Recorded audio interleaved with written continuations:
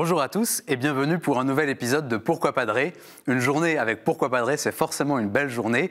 Et donc aujourd'hui, c'est la question de Bellarmin qui demande « Que signifie laisser les morts enterrer les morts » dans la Bible ? Alors Bellarmin, je vous donne un petit truc pour bien interpréter la parole de Dieu. Ne sortez jamais une phrase de son contexte.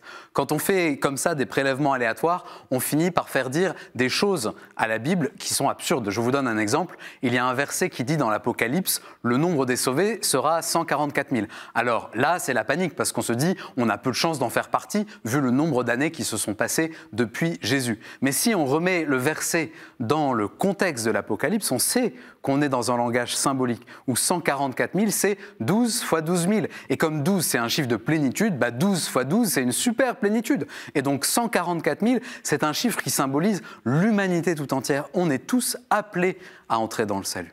Alors, on va procéder de la même manière avec le verset qui nous préoccupe. Quel est son contexte ? C'est un moment où Jésus vient de guérir un enfant possédé, et en quittant la ville, il dit à un homme « Suis-moi ». Alors l'homme répond « Permets-moi d'aller d'abord enterrer mon père ».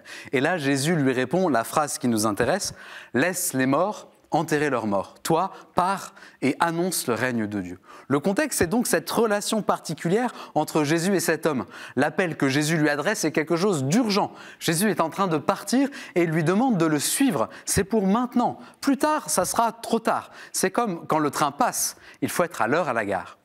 Il y a un autre exemple d'appel dans l'Évangile selon saint Luc. Lévi, le collecteur d'impôts, était assis à son bureau. Jésus passe et lui dit « Suis-moi ». À l'instant même, Lévi abandonne toutes ses affaires et il se met à la suite du Seigneur.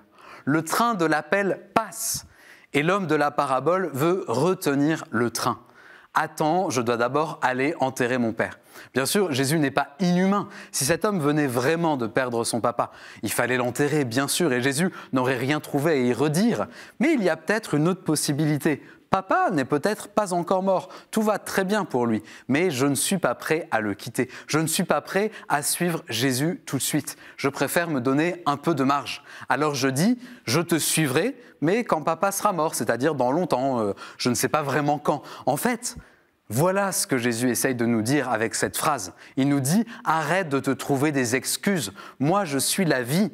Toi, tant que tu espères tout contrôler, tant que tu espères donner le tempo, tu es dans la mort.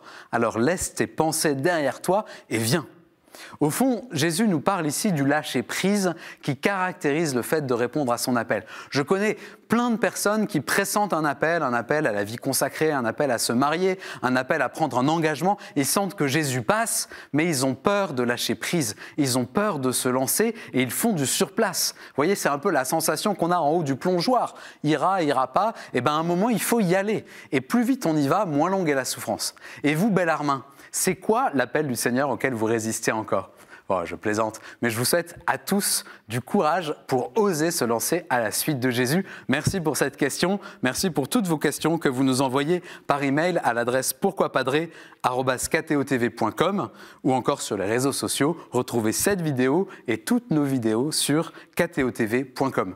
Bonne journée!